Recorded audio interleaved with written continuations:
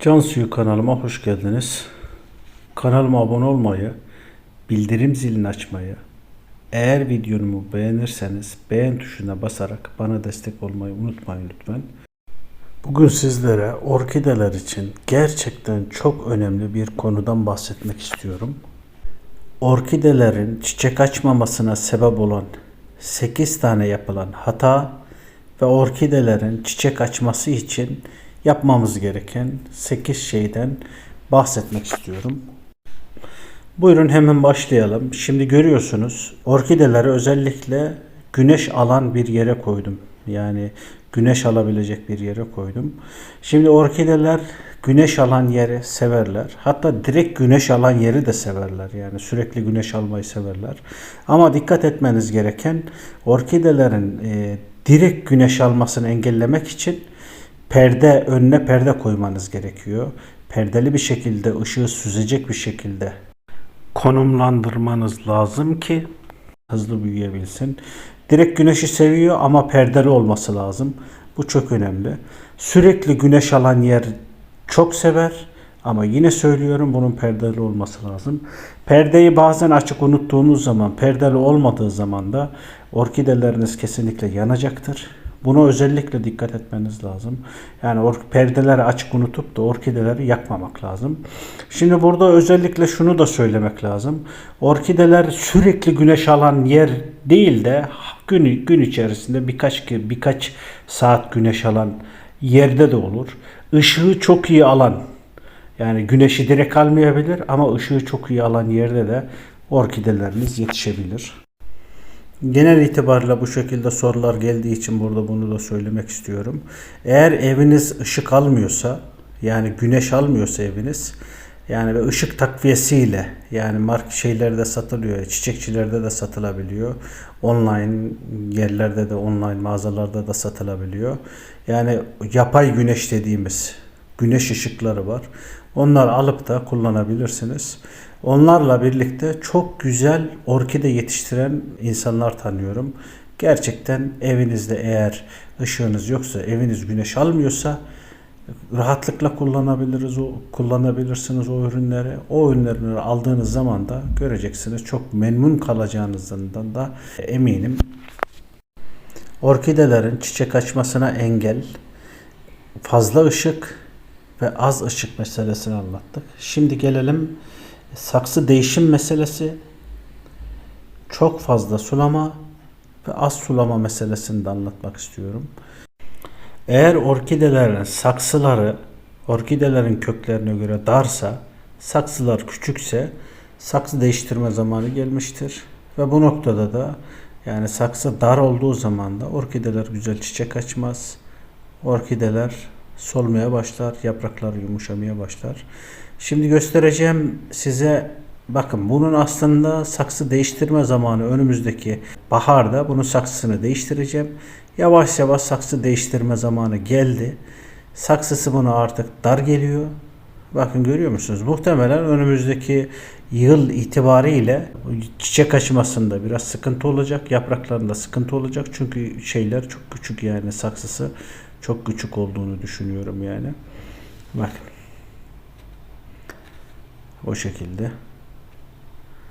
Kökleri görüyor musunuz? Yani altı gösterdim. Bakın altına bakın. Kökler nasıl? Bir yerden çıkmış, başka bir yerden girmiş yani. Aslında bu saksıyı tamamıyla kıracağım, yani şey yapacağım, keseceğim.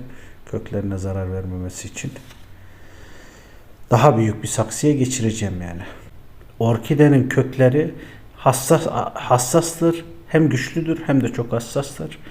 Onun için orkidelerin köklerinin sıkışık ortamda olmaması lazım. Eğer sıkışık ortamda olursa kararmaya başlarlar. Ve karardıktan sonra da içleri yavaş yavaş çürümeye başlar, yumuşamaya başlar. Mesela bu gördüğünüz çiçeği, bu gördüğünüz orkidemin saksısını daha bu yıl değiştirdim. Bakın görüyor musunuz?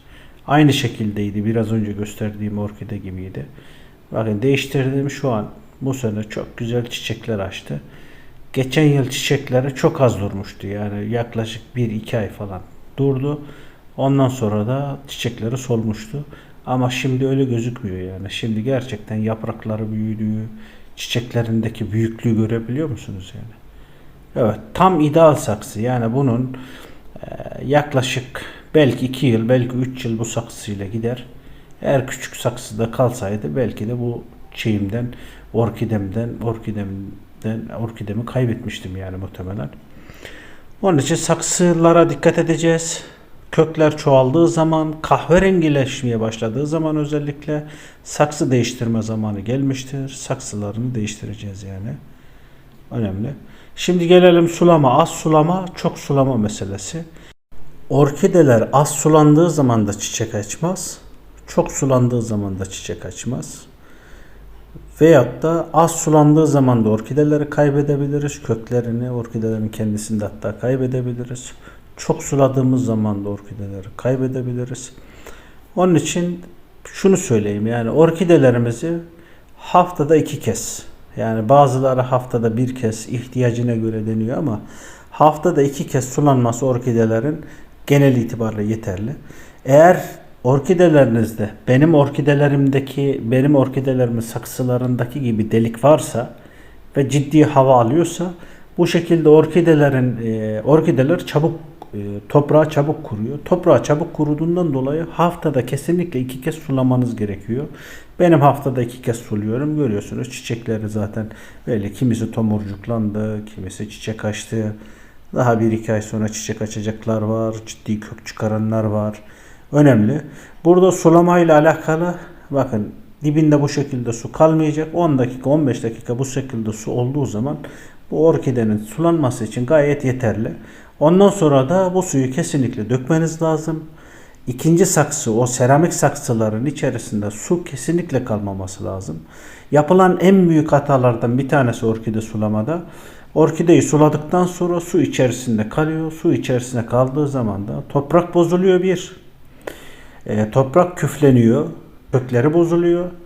Orkidenin kökleri bozulduğu zaman da üstten orkide yeni kök vermeye çalışıyor.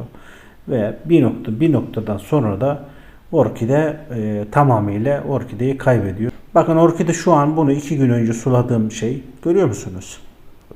Kökler bu şekilde kalacak, yeşil kalacak. Eğer grileştiyse, çok grileştiyse, beyazımsı gibi olduysa, suladınız, 2 gün sonra grileşti, beyazlandı, toprak kurumuş. Kesinlikle orkidenin sulanacağı anlamına geliyor yani. Orkidenizin çiçek açmasını istiyorsanız ciddi takip edeceksiniz. Evet, bugünlük de bu kadar. Çok fazla uzun olmasını da istemiyorum videonun. O yüzden burada yarıda kesiyorum. Önümüzdeki salı günü geri kalan kısmını da paylaşacağım. Videomu buraya kadar izlediyseniz eğer, kanalıma abone olmayı, bildirim zilini açmayı, eğer videomu beğendiyseniz beğen tuşuna basarak bana destek olmayı unutmayın lütfen. Hoşça kalın, sağlıcakla kalın, sevgiyle kalın ve orkidelerinizle ve ailenizle birlikte kalın.